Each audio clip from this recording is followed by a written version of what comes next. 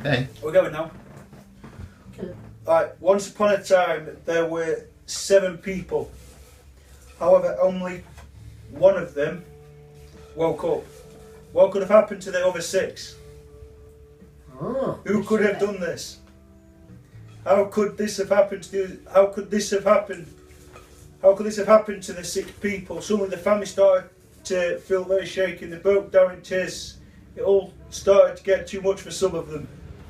The next day there will be a police inquest to find out what happened to the others. Find out what happened to 6 people. The next day they would start their search. They would do door-to-door inquiries to get to the bottom as what might have happened. The next day the police interviewed the person and they broke down and they were really confused as to what happened. They had no idea what happened to the other 6. They remember seeing them that night. They watched television together and then they don't remember anything else. They couldn't work out as to what might have happened. They were really surprised when they woke up. There wasn't any sign of any of the others who he told the police that they were his housemates. They also told the police that they think they might have been broken into, but they weren't too sure if they had been broken. They also told them that they have their own room, and the next morning they think they saw something which was left behind.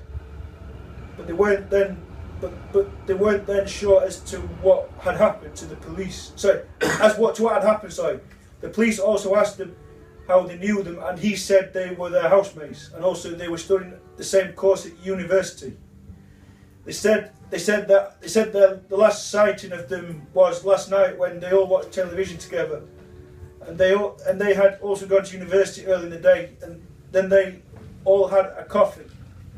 The next day, the police they carried on their investigation. They searched by the river the students who lived in the Manchester area, who were studying chemistry at Manchester Metropolitan University, who originally were from the London area near Uxbridge.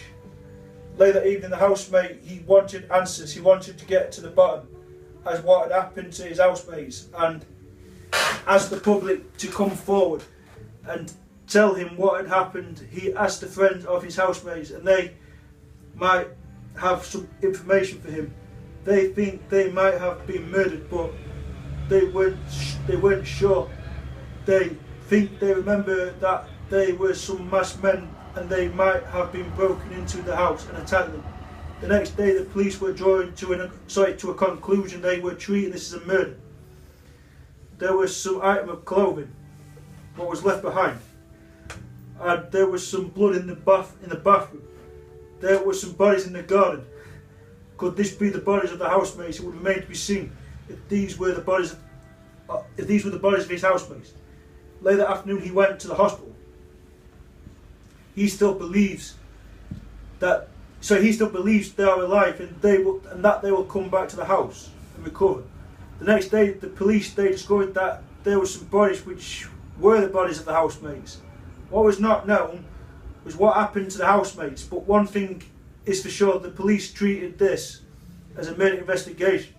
The next day the police held a press conference and they confirmed that the 6 housemates, who were named as Mark O. Smith, Helen O'Sullivan, Gavin Johnson, Dale Wilkinson, Ed O. Matthews and Nicholas O. Thompson, they were the bodies that were found in the garden.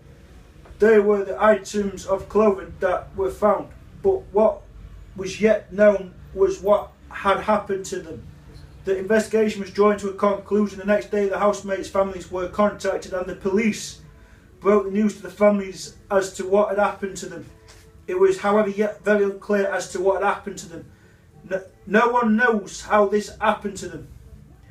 But one thing for sure, I beg your pardon, is they were very talented people. They did not deserve this. They had just finished their first year at university, and they were just going into their second year at university. The next day the investigation was concluded and the police gave everyone the news that everyone did not want to hear. They found out that the housemates went out clubbing to celebrate their friend's birthday, and suddenly there was eight masked men and they attacked the housemates. The housemate tried to defend them off. These masked men were very dangerous. This was a planned attack. The week before, the next day, these masked men appeared in court and they would get a life sentence for murder of the housemates who didn't deserve what they got. They were murdered in a nightclub in Manchester. Then the bodies were dumped outside in the garden where the housemates were living. The housemate of the friends of the housemates who had been murdered appeared on Crime Watch. He was relieved that the investigation was concluded, but at the same time he was distressed and really upset, and he was struggling to cope without his housemates, who he was very close to. The next day he decided he would do a video blog and talk to the media how things were affecting him following his housemate's murder. The next day the housemate went to the funeral of his housemates. He spoke and said how much they did for the community by helping a lot of people. Later that evening the eight masked men, they were driven to prison where they would spend the rest of their lives. This was a planned attack on the housemates. The 8 masked men appeared out of nowhere. They attacked them. Then they were driven to the hospital, having been attacked 12 times.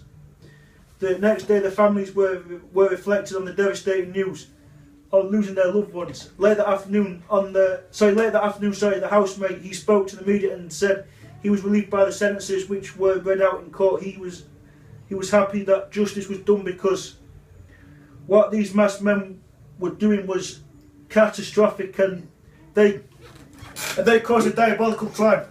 Jens Jenkinson. Diabolical. That was a very good crime story. Where does